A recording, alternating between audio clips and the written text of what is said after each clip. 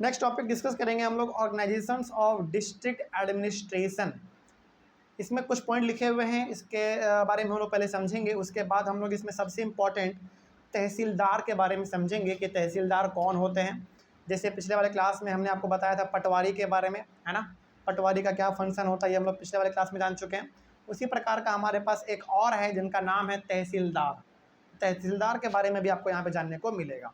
चलिए शुरू करते हैं, क्या लिखा हुआ है।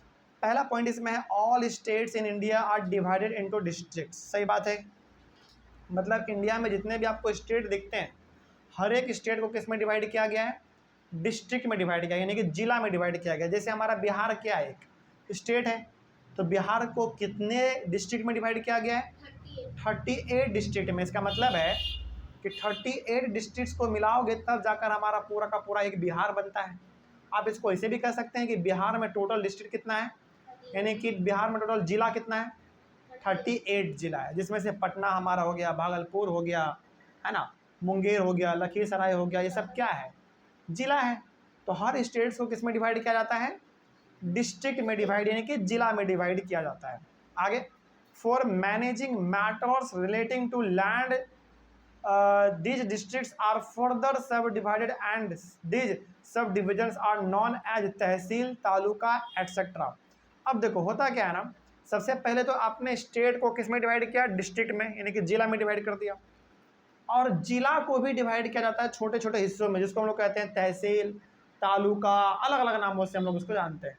मतलब सबसे पहले स्टेट को डिवाइड किया गया किस में, डिस्ट्रिक्ट में, और डिस्ट्रिक्ट को भी डिवाइड किया जाता है किस में, तहसील में, तालुका में। ये सब नाम है, अलग अलग अनुसार से आप जब डिवाइड करते हैं अपने ज़िले को, उसको किस किस में डिवाइड किया जा सकता है, तहसील, तालुका, अलग अलग तरीके से इसको डिवाइड किया जा सकता है। ठीक है, अच्छा डिवाइड क्यों करते हैं हम लोग, ताकि हमारा पूरा का पूरा जो सिस्टम है वो बेहतरीन तरीके से चल सके।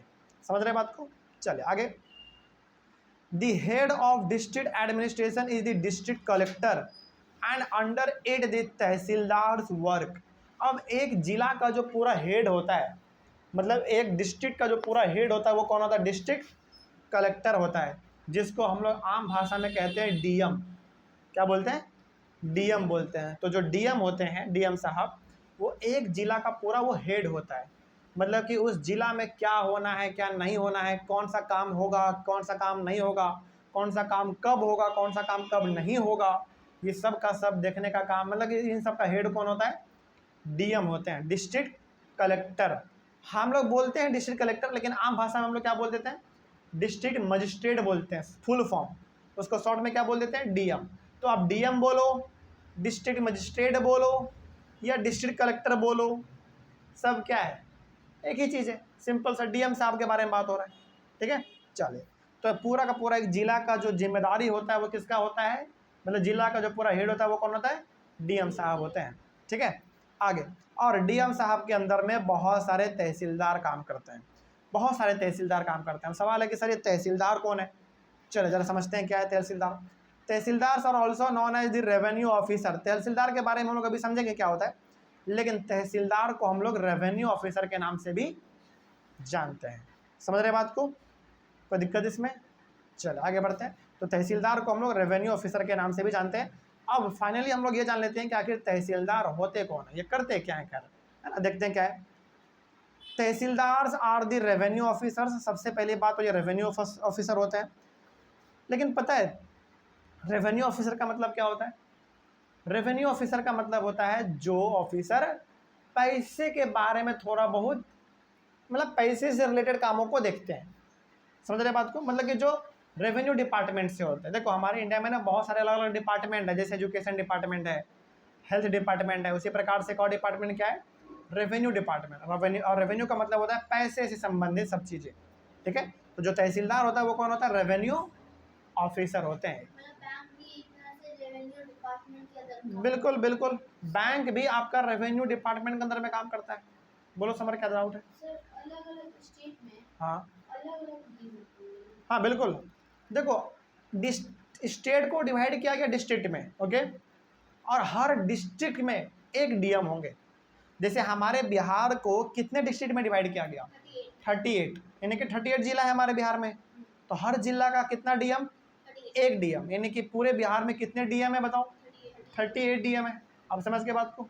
चलिए, खैर हम लोग बात करें तहसीलदार के बारे में। तो तहसीलदार कौन होते हैं? रेवेन्यू ऑफिसर होते हैं। मतलब कि ये किस डिपार्टमेंट से बिलोंग करते हैं? रेवेन्यू डिपार्टमेंट से बिलोंग करते हैं। ठीक है, आगे, तहसीलदार से supervises the work of a patwari and ensure that records are properly kept and land revenue is collected. चूंकि ये एक रेवेन्यू ऑफिसर होते हैं, इसका काम क्या होता है बताओ? पैसों से संबंधित होता है ना। और पटवारी क्या करता था? याद कीजिए, पटवारी जमीन से रिलेटेड मामले को देखता था। अब यहाँ पे समझिए, देखो दोनों में कन्फ्यूजन बिल्कुल मत होना आप लोग, ठीक है।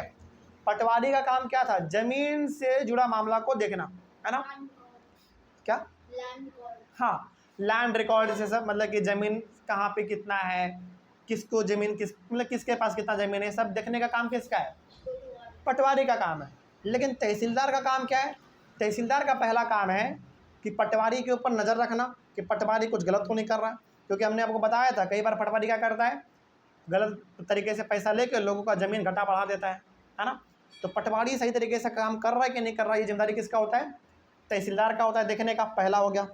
तो कोई पूछे आपसे कि बताओ तहसीलदार का पहला काम क्या है, तो पहला काम उसका क्या है? पटवारी के ऊपर नज़र रखना कि आदमी सही से काम कर रहा है कि नहीं। पहला काम इसका ये हुआ। दूसरा काम तहसीलदार का ये है कि जिसके पास जितना ज़मीन है उस हिसाब से उसे क्या लो? टैक्स लो, यानी कि पैसा लो। जैसे आप लोगों के दादा या फिर पापा के पास यदि गांव में या फिर शहर में ज़मीन होगा तो आपके पिताजी लोग ना अपने ज़मीन का टैक्स भरते होंगे।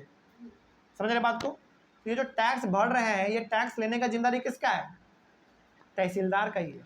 मतलब किसके पास कितना ज़मीन है, वो कितना टैक्स देगा सरकार को, कितना पैसा देगा ज़मीन के बदले में हर साल, वो डिसाइड कौन करता है? तहसीलदार ही करता है। ठीक है, क्या?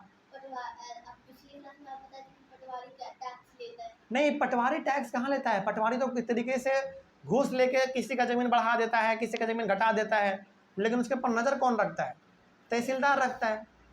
हाँ, क्योंकि देखो ये सरकार का, देखो आपका ना ज़मीन आपका बिल्कुल नहीं है। जैसे हम लोग ज़मीन खरीदते हैं तो आप क्या समझते हैं कि वो ज़मीन हमारा हो गया? बिल्कुल नहीं। सरकार आपका ज़मीन जब चाहे तब ले सकती है।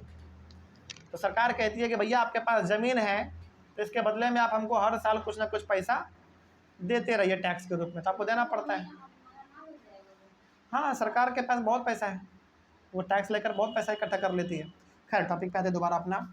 तो पटवारी का मतलब तहसीलदार का दो काम। पहला काम इनका ये है कि पटवारी सही तरीके से काम कर रहा है कि नहीं कर रहा है उसके ऊपर नज़र रखो, पहला।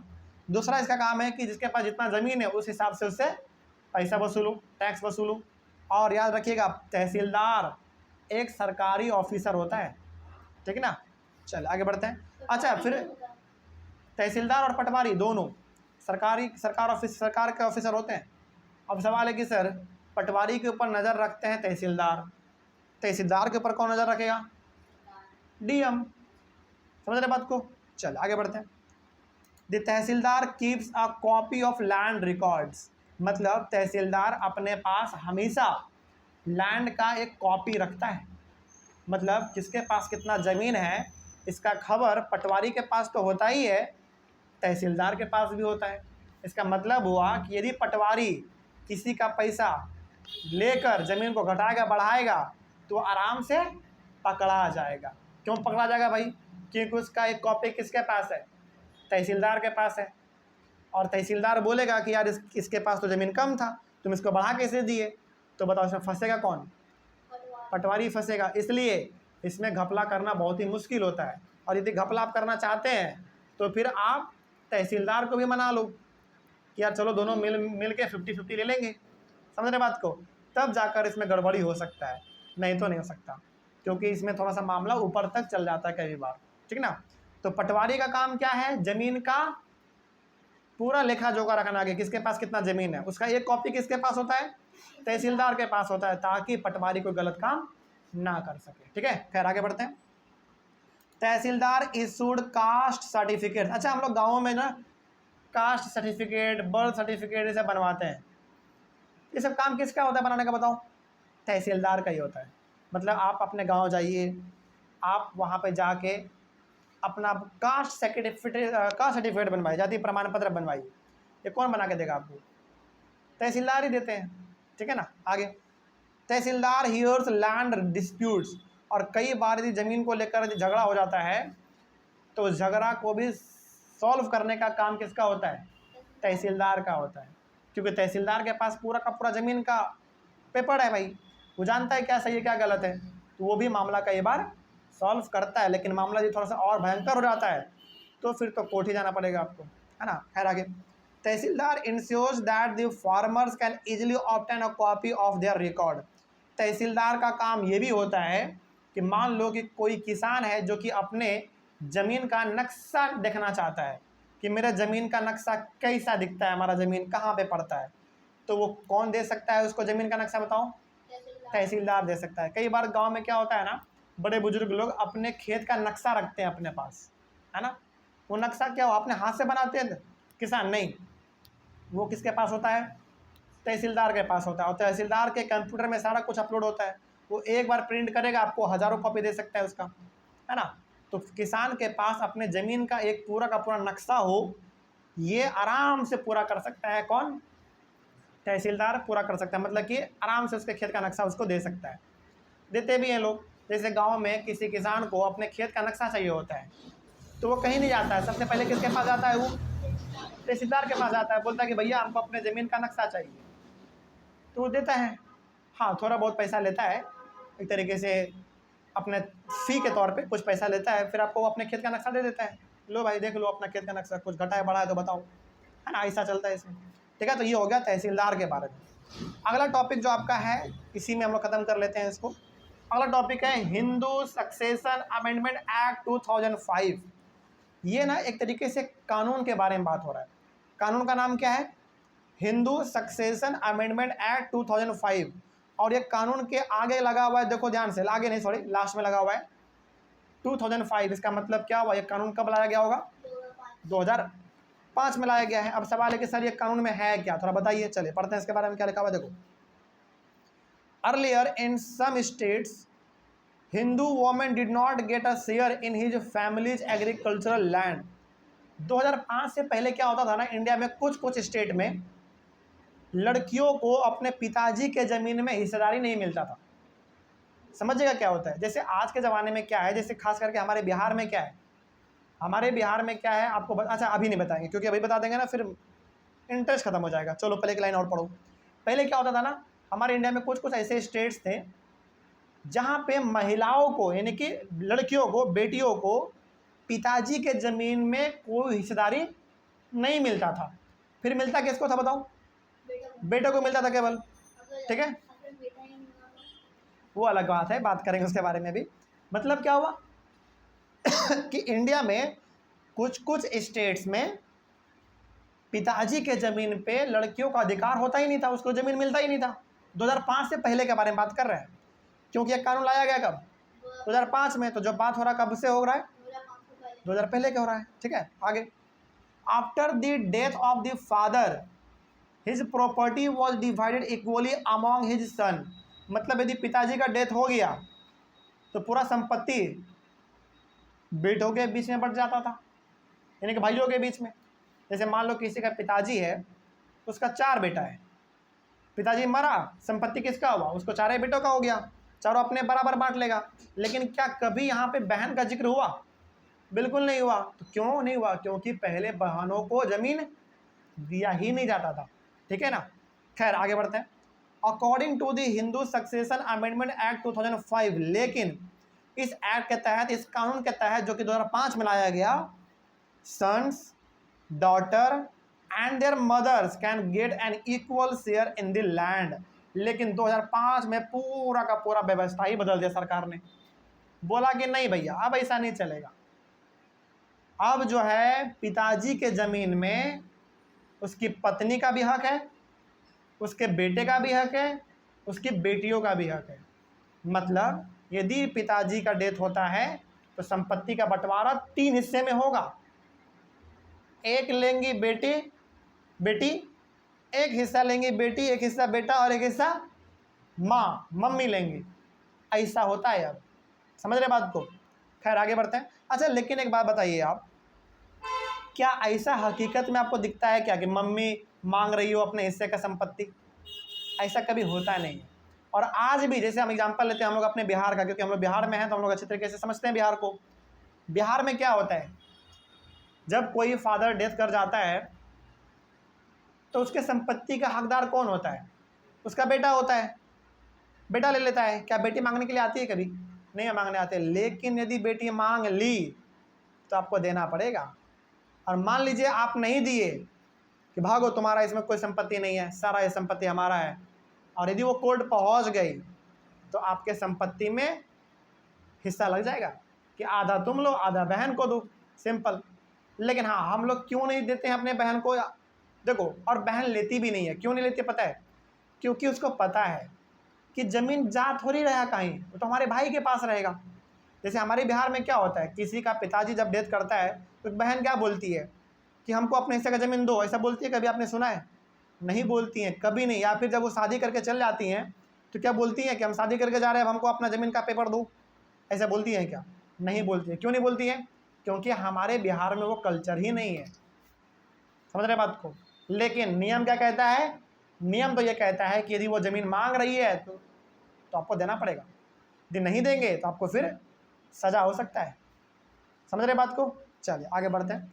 तो अब यदि आपसे कोई पूछे कि बताओ हिंदू सक्सेशन अमेंडमेंट एक्ट 2005 क्या है, तो बताइएगा कि देखिए ये ऐसा कानून है जिसमें ये बताया गया है कि 2005 से पहले पिताजी के संपत्ति में केवल बेटे का अधिकार होता था, मम्मी और बहन का अधिकार नहीं होता था। लेकिन इस एक्ट को आने के बाद, इस कानून के आने के बाद 2005 के बाद क्या हुआ? पिताजी के संपत्ति में 3 लोगों का बराबर अधिकार है, मम्मी का, बेटी का और बेटा का। समझ रहे बात को? हाँ, अब मम्मी के ऊपर डिपेंड करता है और बेटी के ऊपर यानी कि बहन के ऊपर डिपेंड करता है कि वो ज़मीन लेना चाहती है कि नहीं लेना चाहती है। यदि नहीं लेना चाहती है तो सारा संपत्ति किसको मिल जाएगा? बेटा को। और यदि वो लेना चाहती हैं तो आपको देना पड़ेगा। यही कानून है हमारा। समझ रहे बात को? चलिए आगे बढ़ते हैं। The same law will apply to all states and union territories of the country. और ये कानून आज पूरे इंडिया पे लागू होता है, हर स्टेट, इंडिया के हर स्टेट्स पे और हर यूनियन टेरिटरी पे भी लागू होता है। ठीक है, आगे। This law will benefit a large number of women. पता है इससे क्या हुआ? ये कानून आने के वजह से बहुत सारी महिलाओं को अपना जीवन चलाने के लिए पावर मिला। क्योंकि पहले होता क्या था ना, देखो कई बार क्या होता था ना, आप इसको ऐसे समझिए, किसी लड़की का शादी हुआ और दुर्भाग्यवश उसके हस्बैंड का डेथ हो गया। ठीक है, और हमारे इंडियन सोसाइटी में ना कुछ कुछ घर है और कुछ कुछ परिवार ऐसे हैं जहाँ पे यदि हस्बैंड का डेथ हो गया तो महिला को घर से बाहर निकाल देते हैं। कब?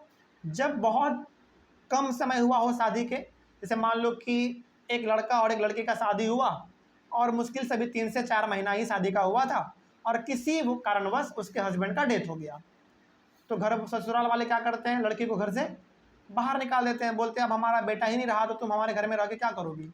ऐसा होता है। अब बताओ, वो महिला तो अब तो बेघर हो गई भाई, शादीशुदा, वो जाए तो जाए कहाँ? अब उसको अपने घर में भी रहने का मन नहीं करेगा। समझ रहे बात को? तो अब सवाल है कि वो अपना घर परिवार चलाए, मतलब अपना वो जीवन चलाए तो चलाए कैसे? तो सरकार ने देखा कि यार ऐसे तो महिलाओं के ऊपर बड़ा अत्याचार हो रहा है। जिस महिला का हस्बैंड मर गया वो अपना पेट कैसे पालेगा? तो सरकार ने सोचा कि नहीं, संपत्ति में इसको भी बराबर हिस्सेदारी दो, ताकि यदि इसका हस्बैंड डेथ भी कर जाए तो ये आराम से कमा के अपना जीवन चला सके। समझ रहे बात को? इसीलिए ये कानून लाया गया था। तो बताओ इससे सबसे ज़्यादा फायदा किसको हुआ? महिलाओं को फायदा हुआ। लेकिन सबसे ज़्यादा नुकसान फिर किसको हुआ बताओ? भाइयों को हुआ। जहाँ संपत्ति पूरा उसको मिलता था अब बहनों को भी देना पड़ता है। लेकिन हकीकत मतलब हकीकत तो यही है कि बहनें संपत्ति लेती ही नहीं है। लेती हैं क्या बताओ? बिल्कुल नहीं लेती है। जैसे हम अपने घर का कहानी बताते हैं आपको। अब जैसे जो मेरे पिताजी का जो संपत्ति है, उस संपत्ति का हकदार हम भी हैं, मेरे भैया भी हैं, मेरी बहन भी है, मेरी मम्मी भी है। लेकिन अब एक्चुअल में देखा जाए, हालांकि हकदार तो ये सब आदमी हैं, लेकिन एक्चुअल में उस ज़मीन का हकदार हमको और हमारे भैया को बना दिया गया है। बताओ क्यों? क्योंकि उस ज़मीन में हिस्सा ना ही मेरी मम्मी लेना चाह रही है, ना ही मेरी बहन लेना चाह रही है, और वो लोग कभी चाहेंगी भी नहीं। क्योंकि हर माँ और हर बहन चाहती है कि उसका भाई आगे बढ़े। और हमारे घर में ऐसा बात नहीं है, हर घर में ऐसा बात है, समझ रहे बात को। तो इससे हुआ क्या, महिलाओं को थोड़ा सा फ़ायदा पहुंचा, बेनिफिट मिला। तो जिस महिला का हस्बैंड डेथ कर जाते थे बड़ा कम उम्र में, मतलब कि जैसे शादी हुआ वैसे डेथ हो गया, तो उस महिला को जल्दी सोसाइटी स्वीकार नहीं करता, उसको एक्सेप्ट नहीं करता है। तो उस महिला को समाज में जीने के लिए जो जरिया मिला वो क्या मिला, प्रॉपर्टी का जरिया मिला। वो पिताजी के प्रॉपर्टी को बेच के अपना जीवन चलाए या उसके ऊपर खेती करके अपना जीवन चलाए, उसका मर्जी है भाई, समझ रहे बात को। तो ये हमारा था हिंदू सक्सेशन अमेंडमेंट एक्ट 2005। और हाँ ध्यान रखिएगा, ये केवल और केवल हिंदू पे अप्लाई होता है, ये कानून केवल किसके लिए है, हिंदुओं के लिए है, इसीलिए इसके नाम के आगे क्या लगा हुआ है, हिंदू, समझ के बात को। मुस्लिम में अलग है, क्रिश्चियन में अलग है, सिख में अलग है, वहाँ का कानून अलग है, लेकिन ये कानून किसके लिए था, केवल हिंदुओं के लिए था। ओके, चलिए इस तरीके से हमारे टॉपिक और टॉपिक के साथ पूरा का पूरा हमारा चैप्टर खत्म होता है। कोई डाउट आप लोगों को इसमें? चलिए, ऑनलाइन वाले बच्चे आप लोगों को कहीं पर कोई डाउट रहा होगा तो कमेंट कीजिएगा। मिलेंगे हम लोग अपने अगले क्लास में एक नए चैप्टर के साथ। तब तक के लिए thank you very much and have a nice day.